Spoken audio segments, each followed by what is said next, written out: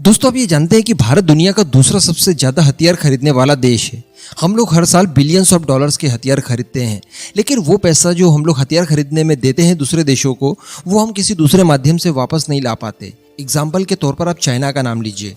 China जितने हथियार Russia से खरीदता है, उतना पैसा वो दूसरे देशों को हथियार बेचकर बना लेता है। कहने का मतलब उसे इस क्षेत्र में व्यापार घाटा नहीं होता, जबकि भारत के पास ऐसा कोई साधन नहीं था। हम लोग केवल हथियार खरीदते थे, बेच नहीं पाते थे। छोटे मोटे बम गोले एम्यूनेशन अगर बेच भी दिए तो उससे हमारे व्यापारिक घाटे की भरपाई नहीं हो पाती थी।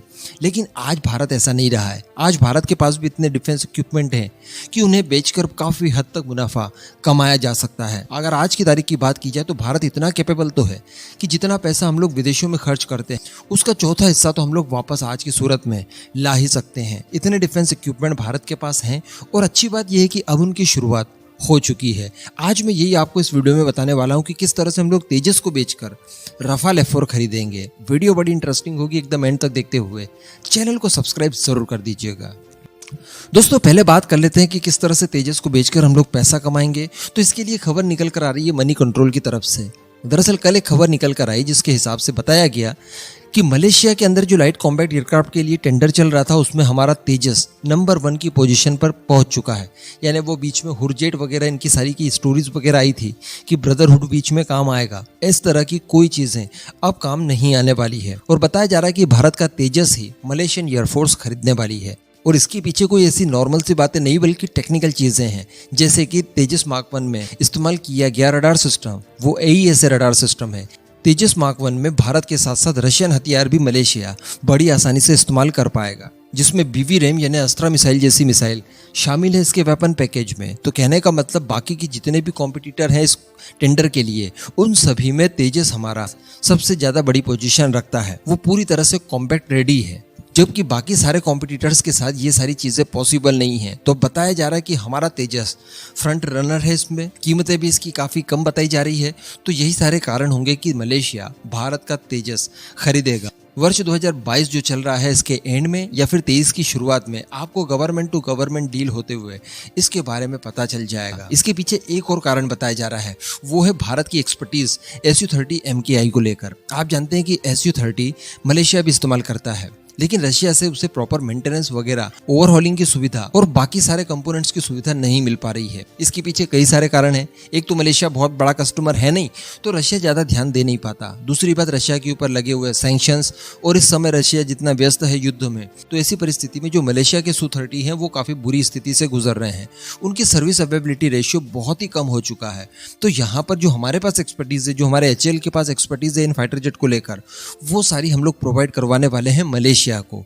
तो उस क्षेत्र से भी हम लोग पैसा कमाएंगे, साथ ही साथ ये हमारे तेजस के लिए एक प्लस पॉइंट हो जाएगा। तो इसी आधार पर बताया जा रहा है कि तेजस का खरीदना मलेशिया द्वारा 100% तय माना जा रहा है। इसके बाद बात कर लीजिए रफाल F4 की। अब हमने पैसा खरीद तो लिया, अब उस पैसे को अच्छे काम में खर्च करने की बारी आती है।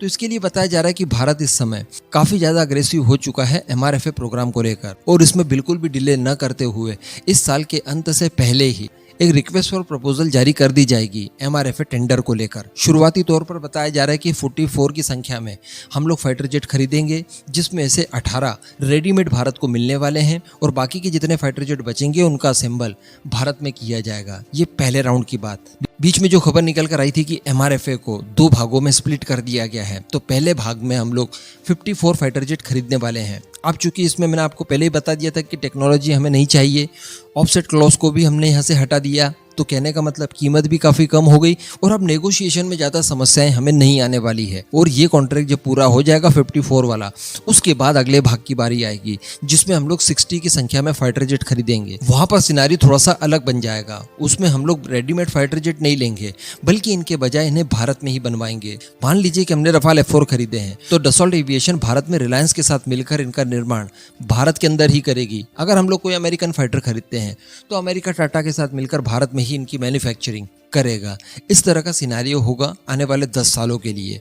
यानी अगले 10 सालों में MRFA प्रोग्राम पूरी तरह से कंप्लीट हो जाएगा, जिसका पहला चरण इसी साल के अंत से और अगले साल की शुरुआत से शुरू हो जाएगा। अब अगर MRFA प्रोग्राम की बात की जाए तो इसमें रफाल F4, साथ ही यूरोफाइटर टाइफून और अमेरिका का F-15EX, ये 3 बहुत ज्यादा आगे चल रहे हैं। वैसे अमेरिकन फाइटर्स की दाल मुझे नहीं लगता कि यहाँ पर गलेगी, क्योंकि बहुत बड़ा प्रोग्राम है। इतने नंबर्स में हम लोग अमेरिका से फाइटर जेट नहीं खरीदेंगे, महंगे भी बहुत हैं। यूरो फाइटर और रफाल के बीच में अच्छी खासी टक्कर होगी, क्योंकि ये बात भी मैंने आपको पहले बता दी थी कि यूरो फाइटर ने अपनी कीमतें काफ़ी कम कर दी है। यानी आप ये कह सकते हैं कि इस समय euro fighter typhoon Rafale F4 से भी काफ़ी कम कीमतों पर हमें अवेलेबल है। बाकी इस पूरे मुद्दे पर आपका क्या मानना है, नीचे कमेंट करके जरूर बताइएगा।